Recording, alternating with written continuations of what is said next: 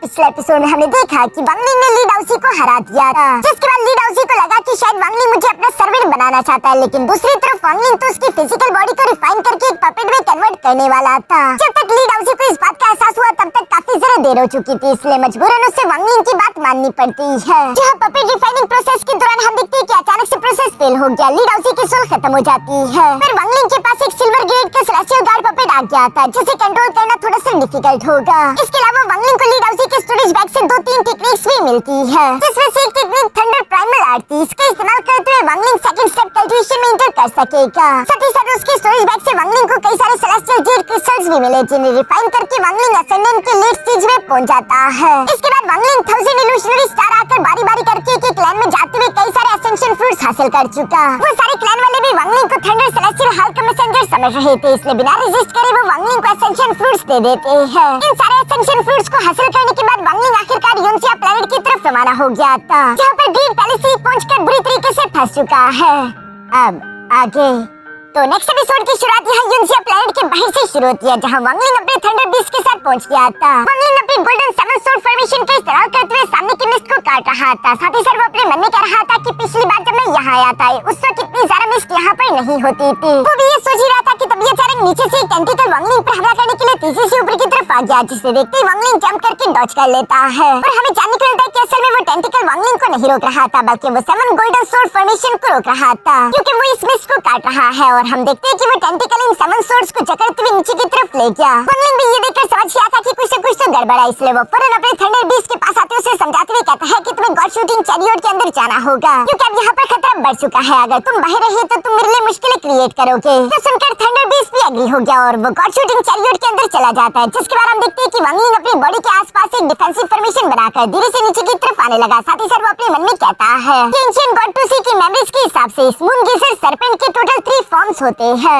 इस first form को roaming form कहा जाता है। इस रोमिंग फॉर्म में वो बिल्कुल भी ऑफेंसिव एबिलिटीज नहीं रखता, यानी कि वो बिल्कुल भी गुस्से में नहीं होता। इसके बाद आता है सेकंड फॉर्म, जिसे स्लीपिंग स्टेट कहते हैं। जिस सेकंड फॉर्म में ये मून गेजर सर्पेंट अपने सारे बालों को श्रिंक करके अंदर की तरफ खींच लेता है और इसके बाद ये अलग-अलग शेप ले सकता है, जैसे कि प्लेनेट का शेप, या फिर हो सकता है कि वो एक एंशिएंट गॉड की फिजिकल बॉडी का शेप भी ले ले। बेसिकली मून गेजर सर्पेंट अपने सेकंड फॉर्म में सोया हुआ होता है। इसके बाद आता है तीसरा और फाइनल स्टेट, जिसे अटैक स्टेट के नाम से भी जाना जाता है। इस स्टेट में मून गेजर सर्पेंट के बाल या फिर जो टेंटिकल्स है वो बहुत लंबे हो सकते हैं, इवन इतने लंबे कि वो उसकी फिजिकल बॉडी जितने लंबे हो जाए। मून गेजर सर्पेंट इस स्टेट में गुस्से में होता है और खतरनाक होता है। जो भी उसे देख ले इस स्टेट में उसे फौरन वहाँ से निकलना चाहिए, लेकिन अफसोस कोई भी उसे जिंदा नहीं बच सकता। वांगलिंग यहाँ पर ये सब याद करते हुए कहता है कि उसके हेयर टेंटिकल अभी कुछ देर पहले इतना सारा लंबा हो चुका था, जिसका सिर्फ एक ही मतलब हो सकता है कि मून गेजर सर्पेंट अपनी नींद से जाग रहा है और वो अपने थर्ड स्टेट में इंटर हो रहा है। और ये बात सच भी थी, क्योंकि वांगलिंग जैसे ही नीचे की तरफ आया वो देखता है कि सामने की तरफ बहुत सारे हेयर टेंटिकल्स थे, जो कि अभी के लिए अपने फुल लेंथ पर नहीं पहुंचे। इसका यही मतलब है कि मून गेजर सर्पेंट अपने सेकंड स्टेट से थर्ड स्टेट में इंटर कर रहा है, लेकिन वो थर्ड स्टेट में फुली इंटर किया नहीं। इसलिए वांगलिंग सोच रहा था कि कहीं ऐसा तो नहीं कि मेरे यहाँ से जाने के बाद पिछले 100 साल में यहाँ पर कोई आया था। वांगलिंग ये सोचते हुए आगे की तरफ बढ़ रहा था कि तभी अचानक वो टेंटिकल वांगलिंग को सेंस कर लेते और वो वांगलिंग पर हमला करने के लिए उसकी तरफ बढ़ने लगे, जिन्हें देखकर वांगलिंग भी फौरन से अपने पास से कुछ एसेंशियल फ्रूट्स निकालकर यहाँ उन हेयर टेंटिकल्स की तरफ भेजते हुए एक्सप्लोड करवा देता है, जिस वजह से वो हेयर टेंटिकल्स थोड़े से स्लो हो गए। वांगलिंग यहाँ पर कह रहा था कि इन हेयर टेंटिकल्स के नीचे मून गेजर सर्पेंट के सेंसरी नर्व्स होते हैं। अगर मैं ये एसेंशियल फ्रूट्स वहाँ तक पहुँचा दूं तो इसकी वजह से मून गेजर सर्पेंट कुछ देर के लिए एनेस्थाइज हो जाएगा, यानी कि उसे समझ नहीं आएगा, वो कुछ भी सेंस या फिर फील नहीं कर पाएगा, मानो जैसे कि वो बेहोश हो चुका हो। लेकिन वांगलिंग को ये काम करने के लिए सारे के सारे एसेंशियल फ्रूट्स को एक साथ ही एक्सप्लोड करवाना है, क्योंकि एसेंशियल फ्रूट्स भी इतने बड़े मून गेजर सर्पेंट को ज्यादा देर तक बेहोश नहीं रख पाएंगे। यही सोचते हुए वांगलिंग यहाँ पर एसेंशियल फ्रूट्स को बाहर की तरफ निकालते हुए लिक्विड में कन्वर्ट करके उन पर एक तरह का सील लगाने लगा, ताकि वो इस सील को एक साथ एक्सप्लोड करवा सके। जिन सील्स को एसेंशियल फ्रूट्स के लिक्विड पर लगाने के बाद वांगलिंग वो लिक्विड यहाँ पूरे के पूरे मून गेजर सर्पेंट की बॉडी पर फैलाना शुरू कर देता है। मून गेजर सर्पेंट की बॉडी काफी ज्यादा बड़ी थी, जिस पूरी बॉडी को कवर करने के लिए वांगलिंग को 3 से 4 घंटे लग जाते हैं। जिस बीच वांगलिंग के 70 से 80% एसेंशियल फ्रूट्स भी खत्म हो चुके थे। इसके बाद वांगलिंग कह रहा था कि जब सही समय आएगा जब मुझे मून गेजर सर्पेंट की हड्डियों को बाहर निकालना है, उसी टाइम मैं एक साथ एसेंशियल फ्रूट्स की सील को डेटोनेट करूंगा। लेकिन साथ ही साथ वांगलिंग ये भी सोच रहा था कि मून गेजर सर्पेंट की हड्डियां निकालने से पहले मुझे एक और बात का पता लगाना होगा कि क्या यहाँ पर कोई दूसरा कल्टिवेटर भी मौजूद है जो कि वांगलिंग के प्लान को खराब कर सकता है। इसलिए वांगलिंग उसकी तलाश करने लगा और वांगलिंग को यहाँ पर हवा में फ्लोट करती हुई थोड़ी सी सेलेस्टियल एनर्जी मिल जाती है, जिसे देखकर वांगलिंग समझ गया था कि उसका शक बिल्कुल सही था। वांगलिंग के जाने के बाद यहाँ पर जरूर कोई न कोई कल्टिवेटर आया था। वंगलिंग यही सब सोचते हुए धीरे से आगे की तरफ बढ़ने लगा। तभी अचानक उसे मून गेजर सर्पेंट की बॉडी पर एक बहुत बड़ा घाव देखने को मिलता है, मानो जैसे कि उस कल्टिवेटर ने भी यहाँ इस मून गेजर सर्पेंट की बॉडी पर पावरफुल अटैक करके उसके बोन्स को निकालने की कोशिश की थी। और इसी तकलीफ की वजह से मून गेजर सर्पेंट अपनी नींद से जागकर अपने थर्ड स्टेट में इंटर कर रहा है। वंगलिंग ये देखकर कहने लगा, लगता है कि उस कल्टिवेटर को जरा से भी अंदाजा नहीं था ये कोई प्लेनेट नहीं बल्कि एक मून गेजर सर्पेंट है। फिर वो ऐसी हमाकत भरी गलती बिल्कुल भी ना करता। वंगलिंग ये सब कह ही रहा था, तभी अचानक वो सामने की तरफ मौजूद उस घाव के निशान को साफ करता है, जहाँ पर वंगलिंग को एक माउंटेन जैसा ट्रेजर दिखाई दिया, जिसे मून गेजर सर्पेंट को चोट पहुंचाई गई थी। और उसे देखते ही वंगलिंग शॉक हो जाता है, क्योंकि वंगलिंग इस माउंटेन ट्रेजर को पहले भी देख चुका है, जो कि किसी और का नहीं बल्कि ग्रीड का था। इसलिए वंगलिंग ये देखकर समझ गया था कि लगता है कि वो लोग मेरा पीछा करते करते अलालाइन स्टार सिस्टम में भी आ चुके हैं। वंगलिंग ये तो समझ गया था कि वो लोग भी अलालाइन स्टार सिस्टम आ चुके हैं, लेकिन वंगलिंग यही सोच रहा था कि ग्रीड अकेले यहाँ पर आया है या उसके साथ बाकी के ग्रुप वाले भी आए होंगे। ये सोचते वंगलिंग फौरन अपने पास से एक सिल्वर स्वॉर्ड निकालकर सामने की तरफ स्लैश अटैक लगा देता है। साथ ही साथ वंगलिंग कह रहा था कि मैंने 7 गोल्डन स्वॉर्ड फॉर्मेशन को पहले ही खो दिया है, जो कि मेरा एक कीमती ट्रेजर था। मैं इस माउंटेन रॉक को पीछे की तरफ नहीं छोड़ सकता। यानी कि उस ट्रेजर की कमी को पूरा करने के लिए वंगलिंग इस माउंटेन रॉक ट्रेजर को उठाने की कोशिश कर रहा था। वंगलिंग अभी यहाँ पर उस माउंटेन रॉक ट्रेजर को उठाने की कोशिश कर ही रहा था कि तभी अचानक एक छोटा सा मून गेजर सर्पेंट पीछे से वंगलिंग पर हमला कर देता है, जो कि ओरिजिनल मून गेजर सर्पेंट से साइज में काफी ज्यादा छोटा था। वंगलिंग उसे देखते ही फौरन से टाइम स्टॉप टेक्निक का इस्तेमाल करते उसे हवा में ही फ्रीज कर देता है, जिसके बाद वंगलिंग जल्दी जल्दी उस माउंटेन रॉक ट्रेजर को उठाते हुए अपने पास रखकर फौरन से आगे की तरफ रवाना हो गया, ताकि वो अपनी जान बचाते उस मून गेजर सर्पेंट की नजरों से गायब हो सके। और वंगलिंग इस प्लान में कामयाब भी हो जाता है। फिर आगे की तरफ बढ़ते हुए वंगलिंग अपने मन में कह रहा था कि सिर्फ इस माउंटेन रॉक ट्रेजर की वजह से मून गेजर सर्पेंट अपने थर्ड स्टेट में नहीं आ सका, क्योंकि ये काफी नहीं था। जरूर ग्रीड ने कुछ और भी किया होगा। तभी अचानक वंगलिंग को एंशिएंट गॉड टूसी की मेमोरी से एक और चीज याद आई, जिस मेमोरी से हमें जानने को मिलता है कि असल में मून गेजर सर्पेंट की बॉडी के अंदर एक बहुत ही ज्यादा डेंजरस पॉइजन पाया जाता है, जिसे सिर्फ एंशिएंट गॉड ही न्यूट्रलाइज कर सकते हैं। जो पॉइजन मून गेजर सर्पेंट की बॉडी के अंदर मौजूद मून गेजर फ्लावर के अंदर से आता है। और जब भी उस मून गेजर फ्लावर पर जरा से भी खतरा है तो मून गेजर सर्पेंट गुस्से से पागल हो जाता है और वो अपने सामने आने वाले मौजूद हर किसी को जान से मार डालता है। इवन कि ऐसा कहा जाता है कि जब एक मून गेजर सर्पेंट मरता है तो उसके मरने के साथ ही वो उस मून गेजर फ्लावर को भी एक्सप्लोड करवा सकता है, और उसका ये सेल्फ डेटोनेट एक्सप्लोजन इतना खतरनाक होता है कि उस स्टार रीजन के अंदर जितने भी जानदार होते हैं वो फौरन से जान से मारे जाते हैं। सिवाय एंशिएंट गॉड के सिर्फ वही उस जहर को बर्दाश्त कर सकते हैं। इवन कि अगर आलसेई जैसे ताकतवर कल्टिवेटर भी उस ब्लास्ट की रेंज में आए तो वो भी जान से मारे जाएंगे। सिर्फ वही बच पाएंगे जिनके पास एंशिएंट गॉड का ब्लड लाइन होगा। ये सब याद करके वंगलिंग सोचता है कि कहीं ऐसा तो नहीं कि ग्रीड को गलती से लगा कि शायद वो मून गेजर फ्लावर कोई ट्रेजर है और उसने उसे हासिल करने की कोशिश की। जब तक उसे मालूम हुआ होगा तब तक काफी ज्यादा देर हो चुकी होगी। अगर मून गेजर सर्पेंट ने ग्रीड को अभी तक पूरी तरीके से जान से मारा नहीं तो यकीनन वो उसे जिंदा ही निकल गया होगा। जहाँ मून गेजर सर्पेंट की ये खासियत है कि उनकी बॉडी में एक होल होता है, जहाँ वो जो कुछ भी खाते हैं वो गैदर करके वहीं पर कंडेंस करने के लिए रख देते हैं। यानी कि उस होल के अंदर न्यूट्रिशन से भरी हुई उनकी पोटी होती है, जिन्हें धीरे धीरे करके वो उस न्यूट्रिशन को बाद में डिवोर करते हैं। यानी कि वो अपने एक्सट्रैक्ट को भी जाया नहीं करते। इसलिए वंगलिंग यहाँ पर उसी एक्सट्रैक्ट की तलाश करने लगा, क्योंकि उम्मीद है कि ग्रीड भी अगर फुली डिवोर किया गया है तो वो भी वहीं पर मिलेगा। जिस तलाश में वंगलिंग को कुछ दिन गुजर जाते हैं, लेकिन आखिरकार वंगलिंग को वो बड़ा सा होल दिख गया था, जिसके अंदर मून गेजर सर्पेंट की पोटी मौजूद थी और वहाँ पर बहुत ही बुरी गंदी स्मेल आ रही है। जिस स्मेल को सुनकर तो लिंसवान भी कहने लगा कि छी ये कितना गंदा है कि ये बाद में अपनी ही पोटी खा जाता है, ये कितना बदतर है। तभी अचानक वंगलिंग को दूसरी तरफ यहाँ उस होल के नीचे से एक आवाज सुनाई दी कि मेरी मदद करो, जो भी फेलो कल्टिवेटर बाहर की तरफ मौजूद है प्लीज मुझे यहाँ से बचा लो। ये बात असल में उसी होल की गहराई में मौजूद ग्रीड ही बोल रहा था, जिसे टेंटिकल से जकड़ा हुआ है। उसे ये तो समझ आ गया था कि बाहर की तरफ कोई कल्टिवेटर आ चुका है, लेकिन वो वंगलिंग है वो ये बात नहीं जानता था। दूसरी तरफ वंगलिंग समझ गया कि अभी जिसने उससे मदद मांगी है वो कोई और नहीं बल्कि ग्रीड है। ग्रीड तो वंगलिंग को लालच देते हुए कह रहा था कि फेलो कल्टिवेटर तुम जो भी हो, अगर तुम मुझे यहाँ से बचा लेते हो तो मैं अपनी जिंदगी के आधे ट्रेजर तुम्हें देने के लिए तैयार हूँ, प्लीज बस मुझे यहाँ से बचा लो। दूसरी तरफ वंगलिंग ऊपर की तरफ मौजूद ये देखकर खुश होते हुए कहता है कि चलो अच्छा है कि ग्रीड यहाँ पर ट्रैप हो चुका है, और चूंकि उसे बचाने के लिए यहाँ पर कोई भी नहीं आया तो इसका मतलब कि वो अकेले ही मेरे पीछे आया था। ये सब जानने के बाद वंगलिंग वहाँ से वापस की तरफ रवाना हो गया, क्योंकि वंगलिंग को अब किसी भी बात की फिक्र करने की कोई जरूरत नहीं और वंगलिंग उसी गाँव वाली लोकेशन की तरफ बढ़ जाता है ताकि वो मून गेजर सर्पेंट की हड्डियों को निकाल सके। जहाँ वंगलिंग देखता है कि मून गेजर सर्पेंट की रीढ़ की हड्डी पहले ही 2 हिस्सों में बढ़ चुकी थी। ये यकीनन ग्रीड ने किया था अपने माउंटेन स्टोन आर्टिफैक्ट का इस्तेमाल करते हुए, और ये तो वंगलिंग के लिए अच्छा ही था क्योंकि मून गेजर सर्पेंट की हड्डियों को निकालना इतना भी आसान काम नहीं, और चूंकि अब 2 हिस्सों में वो बढ़ चुकी है तो वंगलिंग दोनों हड्डियों को बारी बारी करके अलग से खींच कर निकाल लेगा। इसके लिए वंगलिंग खुद को तैयार करना शुरू कर देता है। साथ ही साथ वांगलिंग अपने मन में कह रहा था कि मून गेजर सरपेंट की इन हड्डियों को निकालना ये काफी ज्यादा डेंजरस काम है। इवन कि जब से मैंने इमोर्टैलिटी का ये रास्ता चूज किया है तब से मैंने कई सारे खतरनाक काम किए और ये उन खतरनाक कामों में टॉप 3 पर आएगा। ये सब कहते हुए वांगलिंग एसेंशियल फ्रूट्स पर लगाए हुए सील्स को डेटोनेट करना शुरू कर देता है ताकि मून गेजर सरपेंट पूरी तरीके से सुन्न हो जाए, क्योंकि फिर ही वांगलिंग उसकी हड्डियों को उसकी बॉडी से निकाल पाएगा और उसे इस बात का एहसास भी नहीं होगा। ये सब सोचते वांगलिंग ने फिर से एसेंशियल फ्रूट्स की सील्स को डेटोनेट करा दिया, जिसकी वजह से पूरी की पूरी यूनसिया प्लेनेट में रेड कलर का स्मोक फैल गया था, जिसका मतलब कि मून गेजर सरपेंट सुन्न हो चुका था। अब उसको दर्द का एहसास नहीं होगा। और ये करने के साथ ही हम देखते हैं कि वांगलिंग ने फिर से अपने डाउ art power of underworld river technique को इस्तेमाल करना शुरू कर दिया था, जहां पर हम देखते हैं कि उसके डाउ के दरवाजों के अंदर से काफी तेज पानी बाहर की तरफ आने लगा, जो कि मून गेजर सरपेंट की बॉडी के ऊपर फैलने लगा। यहाँ पर वांगलिंग कहता है कि जब मैं उस अपाइस की गहराई में था, वही अलानाई स्टार सिस्टम में आने से पहले वांगलिंग ने वहाँ पर एक बहुत ही पावरफुल प्रेशर महसूस किया था। उसी टाइम वांगलिंग ने ये न्यू टेक्निक समझी थी। उस टाइम पर वांगलिंग ने देखा था कि कैसे दो स्टार डोमेन्स की टेयरिंग फोर्स उसकी बॉडी पर प्रेशर लगा रही थी और वांगलिंग ने उसी टेयरिंग प्रेशर को या फिर उसी फोर्स को अपने डाउ के अंदर मिला लिया था और वांगलिंग ने ये power of underworld river technique create की, जिसकी टेयरिंग फोर्स बहुत ही ज्यादा खतरनाक है। वांगलिंग इसी टेयरिंग फोर्स का इस्तेमाल करते हुए मून गेजर सरपेंट की बॉडी को ऊपर से टियर करने वाला है ताकि वो उसकी हड्डियों को निकाल सके। और वांगलिंग ने यहाँ पर जैसे उस टेक्निक को इस्तेमाल किया, हम देखते हैं कि मून गेजर सरपेंट की बॉडी एक्सप्लोड कर गई थी और उसके अंदर की हड्डियां साफ साफ दिखाई देने लगी। मून गेजर सरपेंट को भी तकलीफ महसूस हुई, लेकिन वो ये नहीं समझ पा रहा था कि आखिर ये तकलीफ कहाँ से आ रही है। उसकी बॉडी इतनी बड़ी थी और इस वक्त फुल बॉडी सुन्न पड़ी हुई है, इसलिए वो कुछ भी सेंस नहीं कर पा रहा। सिवाय इस तकलीफ के वांगलिंग भी अपने सामने इतने बड़े बोन्स को देखते हुए कहता है कि ये बैकबोन बहुत बड़ी है, इसे तो मैं अपने स्टोरेज बैग में भी नहीं रख सकता। इसलिए वांगलिंग ने अपने सेलेस्टियल गार्ड पपेट को बाहर की तरफ निकाल लिया ताकि वो अपने अंडरवर्ल्ड रिवर की पावर का इस्तेमाल करते हुए एक हिस्से को खुद उठा ले और दूसरी रीढ़ की हड्डी के टुकड़े को उसका सेलेस्टियल गार्ड पपेट उठा ले और ये दोनों यहाँ से निकल सके, इससे पहले कि मून गेजर सरपेंट दोबारा से होश में आ जाए। ये सोचते वांगलिंग ने उस रीढ़ की हड्डी को मून गेजर सरपेंट की बॉडी से निकालने के लिए अपना पूरा जोर लगा दिया था, जबकि वांगलिंग का सेलेस्टियल गार्ड पपेट भी बिल्कुल ऐसे ही कर रहा है।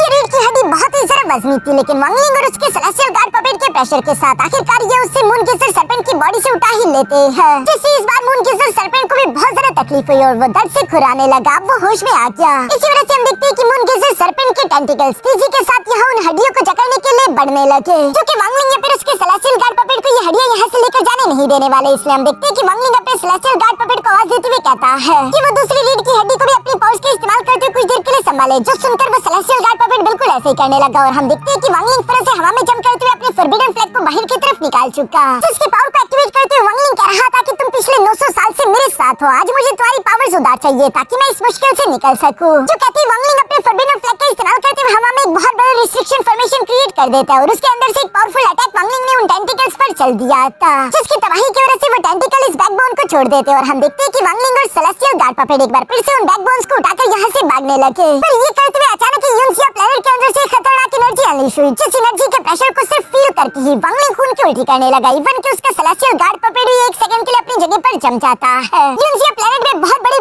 क्रैक्स आने शुरू हो गए थे। तभी अचानक हम देखते हैं कि मून गेजर सरपेंट ने अपनी आंख ओपन कर दी, यानी कि वो ऑफिशियली अपनी थर्ड स्टेज में एंटर कर चुका है। अब वांगलिंग या फिर यहाँ पर मौजूद कोई भी जिंदा नहीं बचेगा। नीचे की तरफ हम देखते हैं कि यूनसिया प्लेनेट टूट रहा था, उसकी धरती का एक बहुत बड़ा हिस्सा वांगलिंग और उसके सेलेस्टियल गार्ड पपेट की तरफ आ रहा है, जो देखकर तो वांगलिंग के अंदर मौजूद लिंजुआन घबराते हुए कहता है कि मास्टर आखिर ये सब क्या है। वांगलिंग उसे जवाब देते हुए कहता है कि एक पूरा कॉन्टिनेंट हवा में आ रहा है, इसका मतलब कि मून गेजर सरपेंट अपना सर उठाकर हमारे पीछे आ रहा है। ये यकीनन उसका सर है, जो कि बिल्कुल सही था क्योंकि ये मून गेजर सरपेंट साइज में बहुत सारा ही बड़ा है। ये अपने मुंह खोलते हुए तेजी से वांगलिंग की तरफ बढ़ रहा था। दूसरी तरफ वांगलिंग और उसके सेलेस्टियल गार्ड पपेट जो कि इन बैकबोन्स को उठाते हुए लेकर जाने की कोशिश कर रहे थे और इतने वजन को उठाने की वजह से इनकी रफ्तार पहले ही स्लो थी। वांगलिंग तो उस मून गेजर सरपेंट को अपने पीछे आता हुआ देखकर कहता है कि मुझे इसे थोड़ी देर के लिए रोकना होगा, बस सिर्फ थोड़ी देर और फिर मैं इस मिस से आजाद होकर स्पेस में पहुंच जाऊंगा। वांगलिंग ये सब सोच रहा था, तभी अचानक उसने देखा कि मून गेजर सरपेंट के अंदर उसके गोल्डन सेवन सोर्ड्स अभी उसके मुंह के अंदर मौजूद है। ये देखते ही वो 7 स्टार सोर्ड फॉर्मेशन को एक्टिवेट करके ऑर्डर देने लगता है ताकि वो सेल्फ डिस्ट्रक्ट हो सके। ये 7 सोर्ड फॉर्मेशन में वांगलिंग के ऑर्डर को सुनती है। अचानक से हम देखते हैं कि सेल्फ डिस्ट्रक्ट हो गए, जिसकी वजह से मून गेजर सरपेंट के मुंह में एक बहुत बड़ा ब्लास्ट हो गया था, जो ब्लास्ट उसे थोड़ा सा पीछे की तरफ धकेल भी देता है। वांगलिंग और उसके सेलेस्टियल गार्ड पपेट को थोड़ा आगे निकलने का मौका मिल गया और पीछे की तरफ हम देखते हैं कि सिर्फ 2 सेकंड बाद ही मून गेजर सरपेंट वापस से वांगलिंग और उसके सेलेस्टियल गार्ड पपेट के पीछे रवाना हो गया। और इतने पावरफुल सोड एनर्जी के सेल्फ डिस्ट्रक्ट ब्लास्ट के बावजूद भी हम देखते हैं कि मून गेजर सरपेंट को कुछ भी नहीं हुआ, वो बिल्कुल ठीक है। लेकिन एटलीस्ट वांगलिंग को स्पेस तक पहुंचने का समय मिल गया था और वो फिर से अपने स्टार कंपास को बाहर की तरफ निकालते हुए उन दोनों बैकबोन्स को स्टार कंपास पर रखते हुए वहाँ से भागने की कोशिश करने लगा, जहाँ पीछे की तरफ मून गेजर सर्पेंट ये देखकर गुस्सा होते हुए एंशिएंट गॉड लैंग्वेज में कुछ कहने लगता है। वो कह रहा था कि आखिर तुम्हारी हिम्मत कैसे हुई, और उसकी आवाज इतनी खतरनाक थी कि सिर्फ उसकी आवाज के प्रेशर से स्पेस में बड़े बड़े क्रैक्स पोर्टल बनने शुरू हो गए। वांगलिंग का भी सर चकराने लगा था। वांगलिंग इस एंशिएंट गॉड लैंग्वेज को सुनकर हैरान होते हुए कहता है,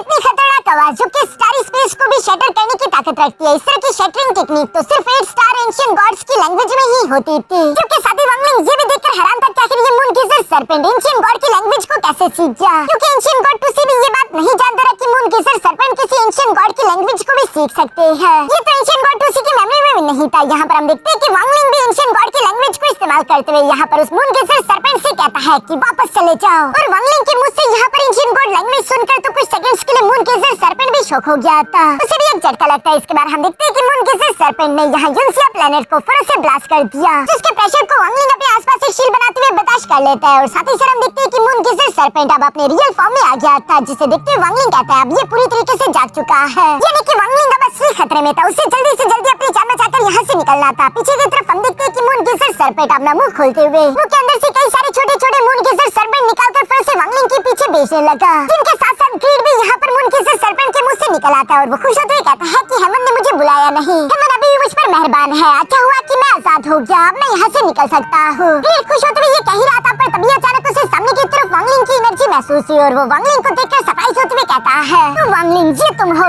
जो कहती ग्रीड गुस्से से पागल होने लगता है, और वो भी फिर से वांगलिंग का पीछा करने लगा। साथ ही साथ वो वांगलिंग से कह रहा था कि वांगलिंग मैं तुझे पकड़कर तेरी हड्डियां कुचल डालूंगा, कमीने तेरी वजह से मुझे बहुत कुछ बर्दाश्त करना पड़ा है। जो सब सुनकर आगे की तरफ मुझे वांगलिंग कहता है कि अच्छा ऐसी बात है, लगता है कि तुम्हें इस बैकबोन का अपना हिस्सा चाहिए। और ये कहती वांगलिंग अपने सेलेस्टियल गार्ड पपेट को ऑर्डर देते हुए उस बैकबोन के आधे हिस्से को हवा में उठाकर फिर से ग्रीड की तरफ थ्रो करवा चुका, ताकि मून गेजर सर्पेंट का ध्यान ग्रीड की तरफ चला जाए और वांगलिंग को यहाँ से बचने का मौका मिल जाए। पीछे की तरफ हम देखते हैं कि ग्रीड तो उस बैकबोन को पहचान नहीं पाता। उसे लगता है कि शायद एक पहाड़ उसकी तरफ आ रहा है, जिसे उसने डॉज करने की कोशिश की, लेकिन फिर भी वो इससे हिट होते हुए पीछे की तरफ जा गिरा, जहाँ वो खुद को संभालते हुए दोबारा से खड़े होकर गुस्से होते हुए कहता है कि कमीने वांगलिंग तू नहीं बचेगा। ये कहते एक बार फिर से वो उसके पीछे रवाना हो गया। दूसरी तरफ सामने मौजूद वांगलिंग जो अपने स्टार कंपास पर मौजूद था, वो भी अपनी रफ्तार को इंक्रीज करने के लिए फिर उसी मोटर वाइन को बाहर निकाल लेता है, जिसके 2 कतरे बाकी थे, और वांगलिंग ने वो दोनों कतरे पी लिए। जिन कतरों को पीने की वजह से वांगलिंग की पावर कुछ देर के लिए इंक्रीज हो गई, और हम देखते हैं कि वो फिर से टाइम स्टॉप फ्रीजिंग टेक्निक का इस्तेमाल करते हुए यहाँ ग्रीड को भी हवा में ही फ्रीज कर देता है, जिसे फ्रीज करके वांगलिंग उससे कह रहा था चूंकि अब तुम यहाँ पर आ ही चुके हो तो क्यों ना तुम मेरे लिए एक डिकॉय का काम करो, मैं तुम्हें फ्रीज करके जा रहा हूँ ताकि मून गेजर सर्पेंट का ध्यान तुम पर आ जाए। और ये कहती वांगलिंग वहाँ से निकल गया, जबकि वांगलिंग की बातें बिल्कुल सही थी, चूंकि मून गेजर सर्पेंट यहाँ ग्रीड के पीछे पहुंच जाता है, जहाँ वो अपने मुंह को खोलते हुए अपने बैकबोन के टुकड़े के साथ साथ ग्रीड को भी निकलने लगा था। ग्रीड ये देखकर गुस्सा होते हुए कहता है कि कमीना अगर मुझे अपने सोल एसेंस को भी चलाना पड़े तभी मैं उस सेम जगह पर दोबारा से ट्रैप होने के लिए तैयार नहीं। ये कहती वो फिर से अपने सोल एसेंस को चलाते हुए अपनी पावर्स को इंक्रीज करके खुद को टाइम स्टॉप से आजाद कर देता है, जो करने के साथ ही ग्रीड फिर से मून गेजर सर्पेंट के मुंह से बाहर निकलने की कोशिश करने लगा, लेकिन उसके दांत तो बंद हो रहे थे। ये देखकर ग्रीड गुस्सा होते हुए कहता है कि नहीं, मैं दोबारा से यहाँ पर ट्रैप नहीं होने वाला, फिर चाहे उसके लिए मुझे अपने स्केलेटॉन ट्रेजर को ही कुर्बान क्यों ना करना पड़े। ये कहती वो फिर से अपने स्केलेटॉन ट्रेजर को बाहर की तरफ निकाल कर एक्टिवेट कर देता है, जो कि साइज में काफी जरा बड़ा था।